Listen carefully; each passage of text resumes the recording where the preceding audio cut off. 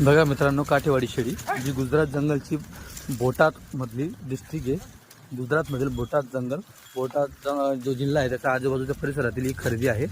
सुडबाबड तुम्ही बघू शकता किती आवडीने खात आहे। गाडी ही काल रात्री आली होती, रात्रभर आराम केला शेळीने आणि आता बघा शेळ्या कशा खात आहे। आराम झाला शेळीचा। जवळपास 800-900 किलोमीटरवर शेळ्या आलेल्या आहेत आणि तुम्ही बघू शकता सुडबाबड एकदम आरामात खात आहे। आता बऱ्याच जणांच्या मते सुडबाबड हा गरम असतो सुडबाबड तो पूर्ण कंपल्सरी दिवसभर सुडबाबड नाही खाऊ घालावा लागत। त्यांनी अगोदर त्यांना निंबाचा चारा खाऊ घातला, भरपूर प्रमाणात त्यांनी निंबाचा चारा खाऊ घातला, मग त्याच्यानंतर सुडबाबड। निंबा हा थंड असतो, सुडबाबड गरम जरी असला पण निंब हा थंड असतो, म्हणून यांना काहीच अडचण नाही। आणि राहिली गोष्ट सुडबाबडची, तर थोडी आपल्या शेळींना ती सवय आपण केली पाहिजे सुडबाबडची खाऊ घालायची। बघा पत्ती सगळे शेंगा वगैरे सगळ्या खात आहेत। आता जवळपास मित्रांनो हा तुमच्यापर्यंत मी शॉर्ट व्हिडिओ दाखवतोय, पण हा जो कार्यक्रम चालू आहे यांचा खाऊ घालायचा 6-7 मिनिटापासून मित्रांनो यांचा कार्यक्रम चालू आहे।